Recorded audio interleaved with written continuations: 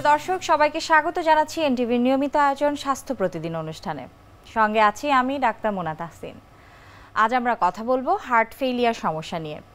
এই বিষয়টি নিয়ে আলোচনা করবেন একজন বিশেষজ্ঞ চিকিৎসক। চলুন অনুষ্ঠানের শুরুতেই পরিচিত হয়ে নেই আমাদের আজকের অতিথির সাথে। ডাক্তার আশরাফুল আলম সুমন 1985 সালের সেপ্টেম্বর মাসে ব্রাহ্মণবাড়িয়া জেলায় জন্মগ্রহণ করেন। তিনি 2009 সালে ইন্টারন্যাশনাল মেডিকেল কলেজ থেকে MBBS ডিগ্রি অর্জন করেন। এরপর তিনি চিকিৎসা বিজ্ঞানে উচ্চতর MD ডিগ্রি লাভ করেন। বর্তমানে তিনি ঢাকা মেডিকেল কলেজ হাসপাতালে কার্ডিওলজি বিভাগের কনসালটেন্ট হিসেবে কর্মরত।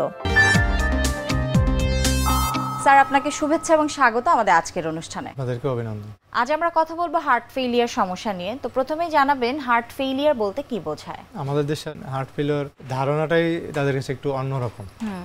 অনেকে হার্ট অ্যাটাক এবং হার্ট ফেলিওর সবকিছু একসাথে করে ফেলে। আসলে হার্ট ফেল বলতে অনেকে বুঝে যে হার্ট আসলে কাজ করতেছে না। ফেল মানে হচ্ছে সে যতটুকু কাজ করতে নরমালি পারে তার চেয়ে কম কাজ করছে, কম করছে। কম করার কারণে কি সমস্যা হচ্ছে, এটা দুইভাবেই হইতে পারে। একটা হইতে পারে হার্টের ফাংশনাল ক্যাপাসিটিটাই কমে গেছে, অর্থাৎ আমরা যেটা ইকোকার্ডিওগ্রাফি দিয়ে অনেক পেশেন্টরা বুঝতে চায়, যেমন আমরা বলি যে নর্মালি 55%-এর উপরে হার্ট কাজ করে ইকুতে, আচ্ছা ইজেকশন ফ্র্যাকশন হিসেবে আমরা বলি, সেটা হয়তো দেখা গেছে তার চেয়ে অনেক কমে গেল। কমে গেলে তার এই যে ফাংশনাল ক্যাপাসিটিটা আগে ধরেন যতটুকু ফোর্স দিয়ে কন্ট্রাক্ট করতো, পরবর্তীতে দেখা গেছে অতটুকু ফোর্স দিয়ে সে কন্ট্রাক্ট করতে পারতেছে না। অর্থাৎ এই ইজেকশন ফ্র্যাকশন কত বেশি থাকলে আমরা আসলে নিশ্চিন্ত বা ভাবি যে না হার্ট ভালো কাজ করছে? এটা নরমাল থাকাটাই হচ্ছে নিশ্চিন্ত। এটা 55% উপরে, আর ফিমেলের ক্ষেত্রে আরো কম। আচ্ছা, আর হচ্ছে এর নিচে অর্থাৎ 50%-এর নিচে থাকলেই আমরা হার্ট ফেলিওরের ক্যাটাগরিতে ফেলে দিই।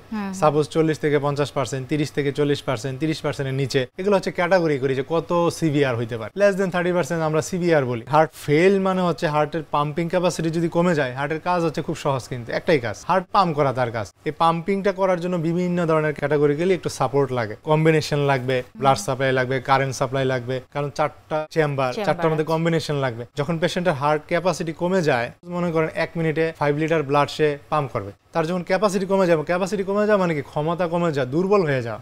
সে যদি দুর্বল হয়ে যায় তাহলে 1 মিনিটে 5 লিটার ব্লাড পাম্প করতে পারলো না, ধরেন 4 লিটার করলো বা 3 লিটার করলো, তাহলে এই 2 লিটার ব্লাড কোথায় জমা হচ্ছে? পারতেছে না, সে ব্যাক থেকে সামনের দিকে দিতে পারতেছে না। এটা তো একটা পাম্প মেশিন, জাস্ট সে পাম্প করে করে পিছন থেকে ব্লাড সামনের দিকে থ্রো করে, এটাই তার কাজ। এখন যদি সে 5 লিটার না পেরে 3 লিটার পারে, তার মানে 2 লিটার ব্লাড ব্যাকওয়ার্ডলি জমা হচ্ছে, পিছনের দিকে জমা হচ্ছে। পিছনে কে থাকে? আমাদের ফুসফুস থাকে। পিছনে মানে কি শ্বাসের সাথে কানেক্টেড রক্তনালী হয়ে ফুসফুসটা ভিজে, তার ফুসফুসে জমা হয়। এই জন্য হার্ট ফেলিওর রোগীর একটা অন্যতম কমপ্লেইন শ্বাসকষ্ট। যেহেতু পিছনের দিকে জমা হচ্ছে, শ্বাসকষ্ট শুরু হবে, সাথে সাথে লাংস থেকে জমা হতে আস্তে আরো ব্যাকওয়ার্ড চলে যায়। আরো ব্যাকওয়ার্ড কি থাকে? লিভার, তারপর পায়ে। এই জন্য পেশেন্টগুলো এই সাইডেও একটু ব্যথা করে যে লিভারটাও বড় হয়ে যেতে পারে, পানি জমা হয়ে, আবার পায়েও পানি আসতে পারে। তাইলে এই হার্ট যদি দুর্বল থাকে তাহলে আপনার শ্বাসকষ্ট, পায়ে পানি, এগুলো হবে। একটু হাঁটলেই পেশেন্ট হাঁপাই যাওয়া, কারণ শর্টনেস অফ ব্রেথ হবে, শ্বাসকষ্ট ফিল করবে, সে একটু হাঁটতে পারবে না। এখন সাথে আরেকটা হার্ট ফেলিওর বিষয় থাকে। সাপোজ আপনার হার্ট ঠিকই একদম নর্মাল পাম্প করতেছে, নর্মাল পাম্প, কিন্তু আপনি ধরেন স্যালাইন দিয়ে আপনাকে আমি অনেক বেশি পানি দিয়ে দিলাম, হার্ট তো এত পানি পাম্প করতে পারতেছে না, এক্সেস হয়ে গেছে, এগুলো লাংসে গিয়ে জমা হবে অথবা ব্যাকওয়ার্ডলি আসতে পারে। হার্ট নর্মাল থাকার পরেও হার্ট ফেলিওর হতে পারে, এটাকে আমরা বলি ডায়াস্টোলিক হার্ট ফেলিওর। আরো স্পেশাল সিচুয়েশন আছে, আরো অনেকগুলো ডিজিজ আছে। হার্ট যদি মোটা হয়ে যায় বেশি প্রেসারের কারণে, তাহলে সে ঠিকভাবে অ্যাকুমুলেট করতে পারবে না, আবার পাম্পও করতে পারবে না মোটা হয়ে যাওয়ার কারণে। আবার যদি এটার মধ্যে কিছু ডিপোজিশন হয়, অর্থাৎ এমন কোনো অসুখ আছে যেগুলোতে অন্যান্য প্রোটিনগুলো ডিপোজিট হয়ে হয়ে হার্ট ঠিকভাবে রিল্যাক্সও করতে পারতেছে না, আবার পাম্পও করতে পারতেছে না, সে মোটা হয়ে গেছে, এগুলোর কারণে বিভিন্ন ডিজিজগুলো সেকেন্ডারিলিও একে এফেক্ট করে হার্ট ফেলিওর করতে পারে। হার্ট ফেলিওর নিয়ে উপসর্গগুলো আরো একটু বিস্তারিত যদি আমাদের জানাতেন। সবচেয়ে বেশি যে প্রবলেমটা হয়, শ্বাসকষ্টের সমস্যাটা হঠাৎ করে বেড়ে যাওয়া। আচ্ছা, ধরুন পেশেন্টটা নরমালি চলতেছিল, হঠাৎ করে শ্বাসকষ্ট বেড়ে গেছে, পা অনেক ফুলে গেছে, লাংসে অনেক পানি জমা হয়েছে, হাত পা মুখ সব একদম ফুলে অবস্থা খারাপ। আবার হার্ট যেহেতু পাম্প করতে পারতেছে না, তার মানে খুব লম্বা সময় ধরে পেশেন্ট কিন্তু ব্লাড সাপ্লাই কমে যাচ্ছে। এই সময়টা যখন বাড়তে থাকে দিনকে দিন, তখন কিন্তু কিডনির উপর একটা এফেক্ট করে, অর্থাৎ হার্টের কারণে কিডনি নষ্ট হয়ে যায়। এবং এই হার্টের অবস্থা ভালো না, কিডনির অবস্থা ভালো না। একটা সময় এমন হয় তার যে কিডনি দিয়েও প্রস্রাব ঠিকভাবে বের হচ্ছে না, হার্টের অবস্থাও ভালো না। হার্টের জন্য তো পানি জমা হচ্ছেই, কিডনির অবস্থার কারণে আরও বেশি পানি জমা হচ্ছে। দেখা গেছে সে 1 মাস 2 মাস না, 1 সপ্তাহ যেতে পারে না। আগে যা সমস্যা ছিল একটু ইমপ্রুভ হয়েছে, কিন্তু সে বাসায় গিয়ে চলতে পারতেছে না, সমস্যাগুলো আরও বেশি হয়ে যায়। এই ক্ষেত্রে শ্বাসকষ্টটা তো অন্যতম সমস্যা থাকেই, সাথে পেশেন্টের হাত পা ফুলে যাওয়ার সাথে সাথে অ্যাকিউট কিছু সমস্যাও দেখা যায় ক্রনিকের সাথে, যেমন এরিথমিয়া ডেভেলপ করা, হার্টের বিট ঠিকভাবে হচ্ছে না, পেশেন্টের প্রেশারটা হঠাৎ করে অনেক বেশি কমে গেছে কারণ পাম্প করতে পারতেছে না।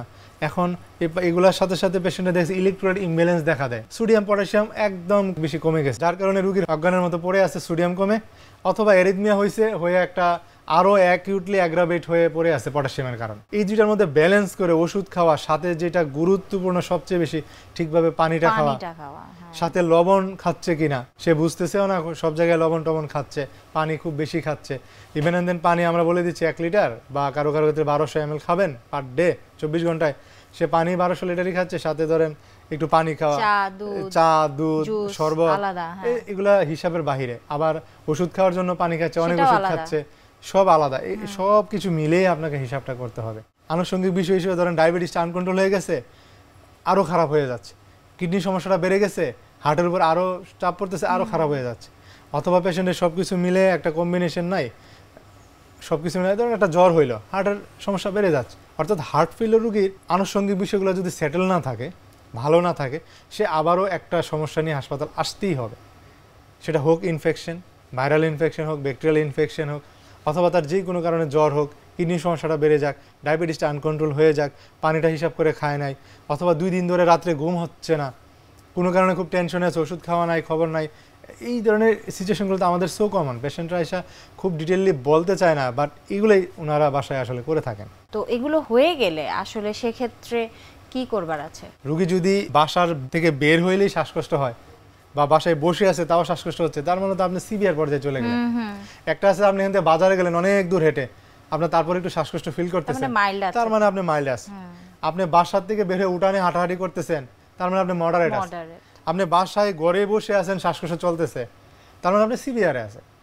আপনি এখন তাহলে কি করবেন? যেটা উঠানে হাঁটলেও হচ্ছে, তার মানে আপনার উচিত তাড়াতাড়ি হাসপাতালে গিয়ে একটা ফলো আপ করে আসে, যে আমার ডাক্তার সাহেবের কাছে গিয়ে যে ওষুধগুলো বাড়াই দেন, অথবা আমার যে রুটিনগুলো আমি যেন আরেকটু স্ট্রিক্ট হই, আমি যেন পানি, লবণ, ওষুধ সবকিছুর মধ্যে আরেকটু স্ট্রিক্ট হই। আর যেটা আপনি বলেন যে সিভিয়ার হয়ে গেছে, যে বসে থাকলেও শ্বাসকষ্ট হচ্ছে, আপনি তাহলে তো বাসায় থাকতেই পারেন না, আপনি অবশ্যই হাসপাতালে ভর্তি হওয়া উচিত। যে ইনজেকশনগুলো, ওষুধগুলো আপনি মুখে খাচ্ছেন, এগুলোকে আমরা অ্যাকিউটলি দিয়ে তারপর আপনাকে কন্ট্রোলে আনতে হবে। আদারওয়াইজ তো আপনাকে লাইফ সাপোর্ট ছাড়া এই হাসপাতালে গেলেই ডাক্তার সাহেবরা আপনাকে একদম একটা 2টা ইনজেকশন, লেসিক্সের সবাই মনে করে যে রেগুলার মানে লেসিক্সের উপর থাকে, তো অনেক রোগীরা চিনে যায় ওষুধগুলো, অথবা দেখা যায় ফার্মেসিতে গিয়ে নিজেই খেয়ে নিচ্ছে, কিন্তু তখন তো তার আরো মরবিডিটি বেড়ে যাচ্ছে, এরিথমিয়া সম্ভাবনাটা বেড়ে যাচ্ছে, সোডিয়াম পটাশিয়াম হারফের হওয়ার সম্ভাবনা বেড়ে যাচ্ছে, পেশেন্টের লাইফ সাপোর্টে যাওয়ার সম্ভাবনা বেড়ে যাচ্ছে।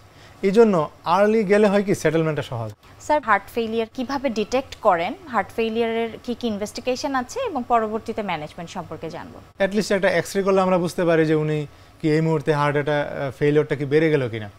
আগের এক্সরের সাথে মিলে ফিজিশিয়ান দেখতে পারে যে এটা কি এই মুহূর্তে খুব বেশি হয়ে গেল কিনা। আবার হচ্ছে আমরা একটা ইসিজি করলে দেখতে পারি তার কি হার্ট রেট বেড়ে গেলো কিনা, এরিথমিয়া হচ্ছে কিনা। একটা ইলেকট্রোলাইটস করলে বুঝতে পারি সোডিয়াম পটাশিয়ামটা কী অবস্থায় আছেন। কারণ এই সোডিয়াম পটাশিয়াম, ইসিজি, ইকো, একটা এক্সরে, এই বেসিক টেস্টগুলো পেরিফেরিতে হয়। যেটা একটু প্রবলেম সেটা হচ্ছে আমরা যেটা করি যে এনটি প্রো বিএনপি, সেটা করে হয়তো আমরা একটা সিভিয়ারিটিও গ্রেড করতে পারি, অথবা তার প্রগনোস্টিক্যালিও এটার ভ্যালু আছে। এই পরীক্ষাগুলো হয়তো বা এনটি প্রো বিএনপি পেরিফেরিতে অনেক সময় হয় না বা একটু প্রবলেম। বাকি পরীক্ষাগুলো করলেও আমরা বুঝতে পারি যে তার আসলে এই মুহূর্তে কি অবস্থায় আছে। আর সবচেয়ে বড় কথা, heart failure is a clinical condition. এটার জন্য আপনার খুব বেশি যে দেখলেই বোঝা যায়, সিমটম শুনলেই বোঝা যায়। পেশেন্টই বলতে পারবে যে আগে তো এরকম ছিল, হাত পা ফুলে গেছে, শ্বাসকষ্ট বেড়ে গেছে, স্যাচুরেশন আপনি একটা প্রুফ লাগাই দেখেন স্যাচুরেশন কমে গেছে, তাকে তো আর আপনার অ্যাডভাইস দিয়ে বাসায় রাখার কিছু নাই। ডেফিনেটলি সে উপজেলাতে থাকুক, সদর হাসপাতাল থাকুক, অথবা ঢাকায় আসুক, একটা জায়গায় তাকে আর্লি একটা মানে ম্যানেজমেন্টে যাওয়া উচিত। কি ধরনের ম্যানেজমেন্ট আপনারা হসপিটাল বেসিসে কি করেন এবং তার দৈনন্দিন জীবনে কি ধরনের মেডিকেশন তার খেতে হয়? এখানে পেশেন্টটাকে আমরা দুইভাবে চিন্তা করি। আমি চাই আমার এই পেশেন্টগুলো সিমটোমেটিক্যালি রিলিভ হোক, পেশেন্ট যেন শ্বাসকষ্টটা কমে আসে, হাত পা ফোলাটা কমে আসে, ইলেকট্রোলাইট ইমব্যালেন্স থাকলে এটা যেন কমে আসে, এরিথমিয়া থাকলে এটার ওষুধগুলো দিলে এটাকে যেন আমরা কন্ট্রোল করতে পারি, তাহলে তার সার্ভাইবিলিটি বেড়ে যাবে। এটা হচ্ছে আমরা সিমটোমেটিক ম্যানেজ করলাম। এখন কিছু লং টার্ম চিন্তা আমাদের করতে হবে। লং টার্ম চিন্তা কি? একটা হচ্ছে তার আসলে হার্ট ফেলিওরের কজটাকে আমাদের দেখতে হবে, কী কারণে তার হার্ট ফেলিওর হলো। সেটা কি তার রক্তশূন্যতা আছে? তাহলে রক্তশূন্যতা একটু কারেকশন করি। তার কি আয়রন ডেফিসিয়েন্সি অ্যানিমিয়া আছে? আমরা একটু পরীক্ষা করে দেখি। তাহলে তার আমরা আয়রন ডেফিসিয়েন্সি একটু কারেকশন করি, তার কি আরো কোনো কোমরবিডিস আছে যেটা থাইরয়েডের প্রবলেম আছে কিনা, তার আসলে ডায়াবেটিসটা আনকন্ট্রোল থাকে কিনা, এগুলো যদি কন্ট্রোল করি তার ডেফিনেটলি 10 to 15% হইলেও একটু পজিটিভ ওনার ফেভারে থাকবে, খারাপ হবে না। তারপর ইলেকট্রোড ইমব্যালেন্সটা থাকলে এরিথমিয়ার সম্ভাবনাটা কমে আসবে। এর সাথে সাথে যদি ইসকেমিক হার্ট ডিজিজ থাকে, যদি আমরা মনে করি তাকে কি অবস্থায় আছে, তাহলে ইসকেমিক হার্ট ডিজিজ ট্রিটমেন্টটা করলে তার এটা ডেফিনেটলি হার্টের কন্ট্রাক্টিবিলিটি অনেক বেড়ে যাবে, কন্ট্রাক্টিবিলিটি বাড়লে হার্ট ফেলিওরটা কমে আসবে। এর সাথে সাথে আমরা হয়তো চিন্তা করি যে পেশেন্টের কি এরিথমিয়ার কারণে হার্ট ফেলিওর হচ্ছে কিনা, তাহলে একটা অ্যান্টি এরিথমিক ড্রাগের সাথে সাথে আমরা পেসমেকার লাগবে কিনা চিন্তা করি।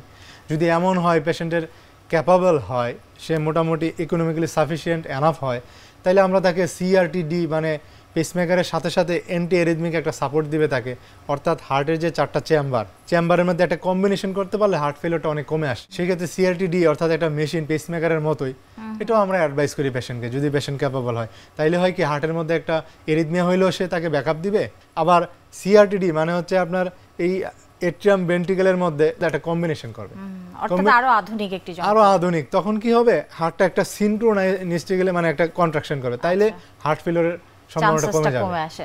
স্যার, আমাদের অনুষ্ঠানে একটি নিয়মিত সেগমেন্ট হচ্ছে আমরা বিভিন্ন খাদ্যের পুষ্টি গুণাগুণ আমাদের দর্শকদের দেখিয়ে থাকি, সেটি এখন দেখে আসব। প্রিয় দর্শক, দেখছেন স্বাস্থ্য প্রতিদিন অনুষ্ঠানে এ পর্যায়ে চলুন দেখে নেই খাদ্যের বিভিন্ন পুষ্টি গুণাগুণ সম্পর্কে আমাদের পুষ্টিবিদের কাছ থেকে। ওয়ার্ল্ড হার্ট ফেডারেশন জানিয়েছে প্রতি বছর প্রায় 2.25 কোটি মানুষের মৃত্যু হয় হৃদরোগে আক্রান্ত হয়ে। এই সংখ্যা 2030 সাল পর্যন্ত বাড়তেই থাকবে। প্রথমেই জেনে নেই হার্ট ব্লকের লক্ষণ কী কী। হৃৎপিণ্ড বেশি পরিমাণে ব্লক থাকলে বুকে ব্যথা হয়, দম নিতে কষ্ট হয়, দম ছাড়তে কষ্ট হয়। এছাড়া হাঁটার সময়, সিঁড়ি দিয়ে ওঠার সময় বুকে ব্যথা হয়, ব্যথা কমে আবার বাড়ে। গলা, কপাল, মাথা এইসব জায়গায় জ্বালাপোড়া করে, ধরফর করে। নিচের দিকে কিছু হেলে উঠানোর সময় কষ্ট হয়, খাবার হজম না হওয়ার মতো অস্বস্তি লাগে। উচ্চ রক্তচাপকে প্রায়শই সাইলেন্ট কিলার বলা হয়, কারণ এটি সাধারণ কোনো লক্ষণ থাকে না। রক্তের উচ্চমাত্রায় কোলেস্টেরল হৃৎপিণ্ডের ধমনীতে গিয়ে জমা হয়, ফলে হৃৎপিণ্ড, মস্তিষ্ক, কিডনি এবং শরীরের অন্যান্য অংশগুলোতে রক্তপ্রবাহ হ্রাস ঘটে।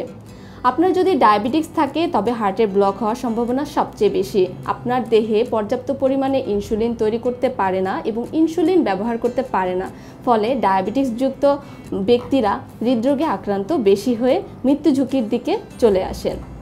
স্থূলতা বা দেহের অতিরিক্ত মেদ বা খারাপ কোলেস্টেরল বেশি থাকলে কিন্তু উচ্চ রক্তচাপ এবং অন্যান্য ভালো কোলেস্টেরলের মাত্রা কিন্তু বেড়ে যায়।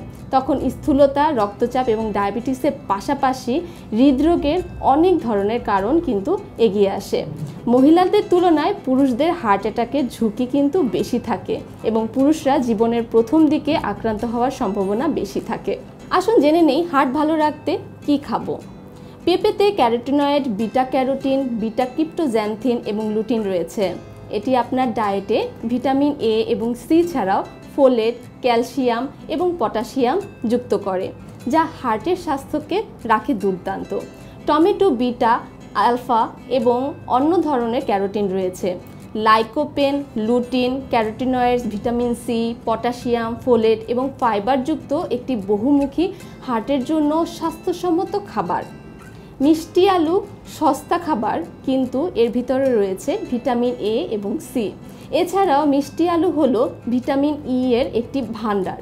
এছাড়াও এর মধ্যে রয়েছে পটাশিয়াম, ফোলেট এবং ক্যালসিয়াম।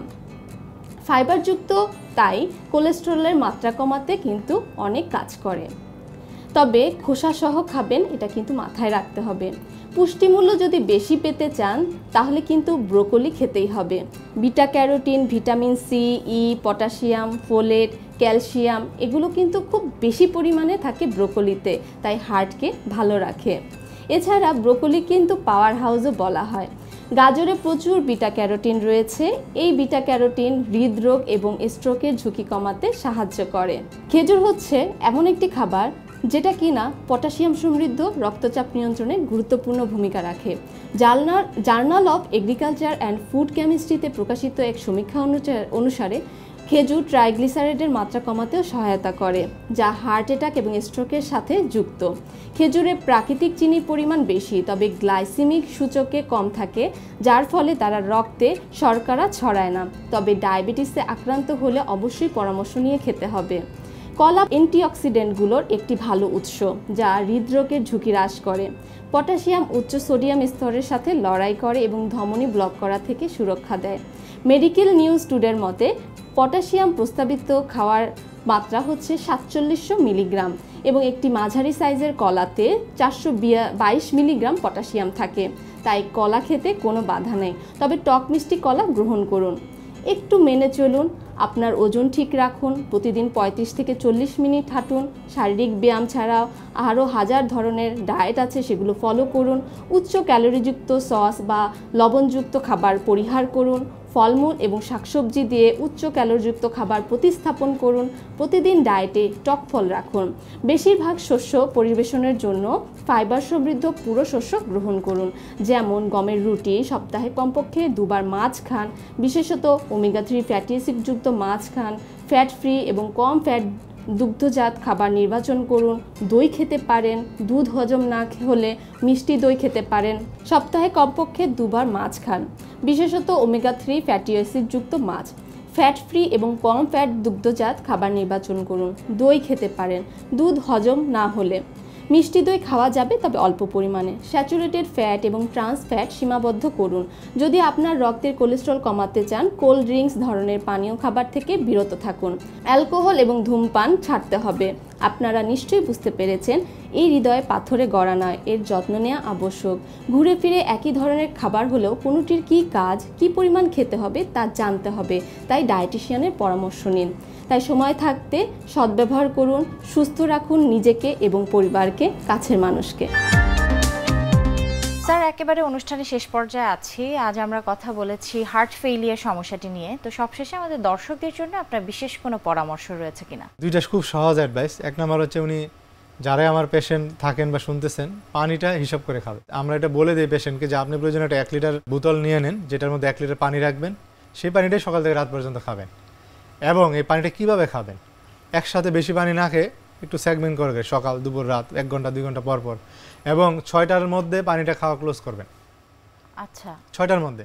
তাইলে রাত্রে আপনি ভাত খাচ্ছেন 8টার দিকে 9টার দিকে, তখন কি হবে?